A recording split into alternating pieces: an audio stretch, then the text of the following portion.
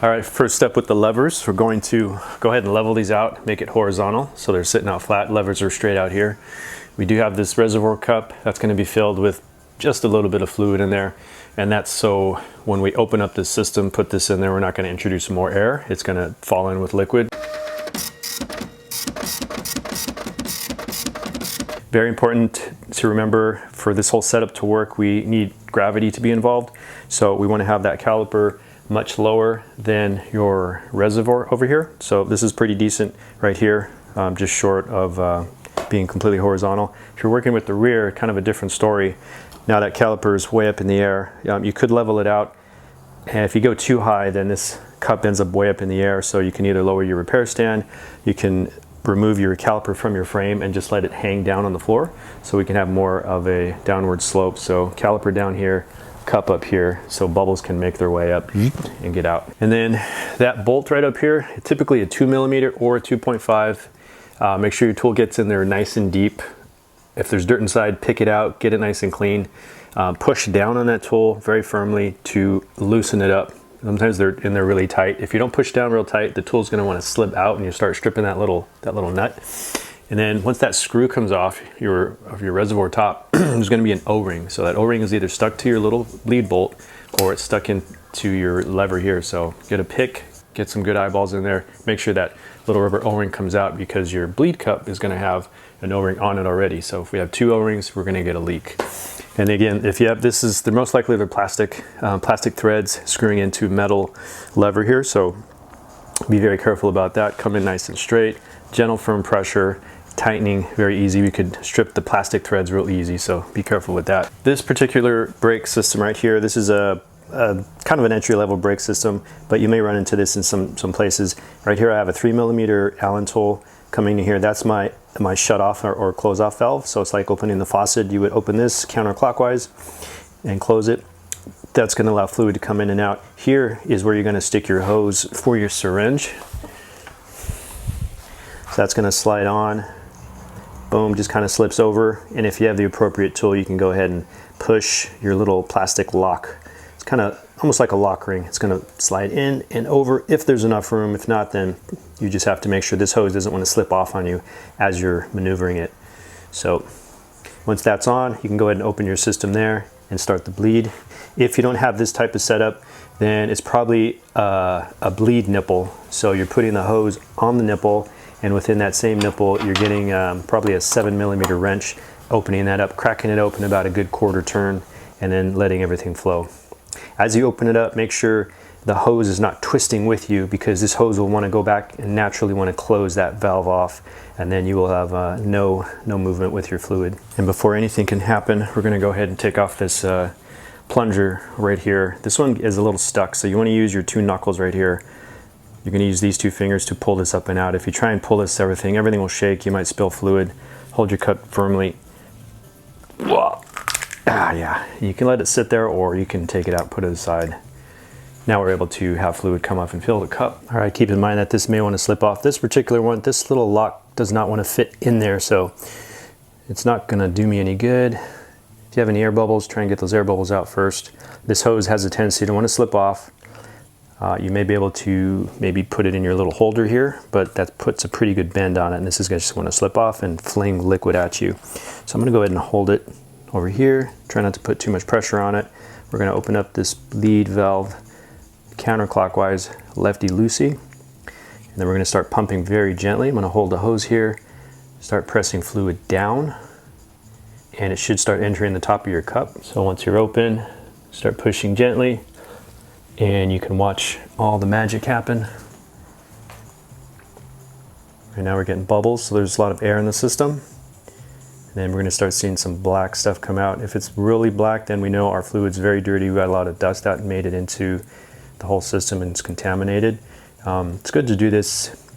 You know, it just really depends how much you're riding, conditions you're riding in. Is it always dusty? You're going through a lot of mud and stuff. So every time those pads come out to hit your rotor, the piston cups are right behind it, so they expose themselves. It's like a turtle sticking his head out of the shell. Gets a little dirt on it, puts his head back into the shell, and takes dust back into his system, to his home. That's how we get a little dirt, and my guess is that's where we get our air bubbles too. So as you're pushing this, it's hard to see when we get new fresh fluid coming in there. You may have to dump this cup, get rid of all the old stuff. And also very important that we do not exhaust all the fluid in our syringe and introduce air into the syringe and then into this whole bleed system. So when in doubt, you can always pause, dump out this crap. And again, if we need to do a second bleed because we have just a really dirty system, then by all means, close off this system like I'm all done here. So I'm gonna stop there. I'm gonna close off here, nice and snug, don't overdo it, but that's gonna be permanently closed there. You can get your towel, pop your hose off, and then we're all done on the bottom here. And if you have a little dust cover, little duff cover goes over this, that way no dirt sitting inside there, potentially contaminating your system when you go back to open it. I feel pretty good about this, that we have some good clean fluid in here. This reservoir is dirty, but we can go ahead and empty it. But just to continue the process, we're going to tilt this all the way forward, enough to where this fluid is almost wanting to pour out. And definitely not enough to where we're going to open up the very bottom and introduce air into the system.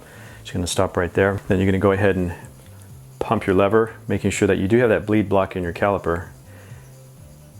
And we're just looking to see if there's going to be any air bubbles. So just to continue to pump this just nice and firm, there's a bubble there.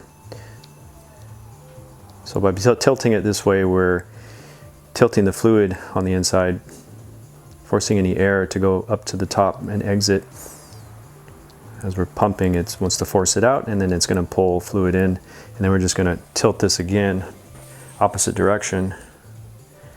So make sure your bolt is not too tight. Now we're just going to go the opposite direction. This would be flat and horizontal. It's not a bad idea to stop here, give it a couple pumps. Got one bubble. And give it 5-10 pumps. If you get one bubble out of 5 or 10 pumps, you're probably good to move on. And then we're going to go to the other side. And same thing, 5 to 10 pumps. I'm not seeing any bubbles here.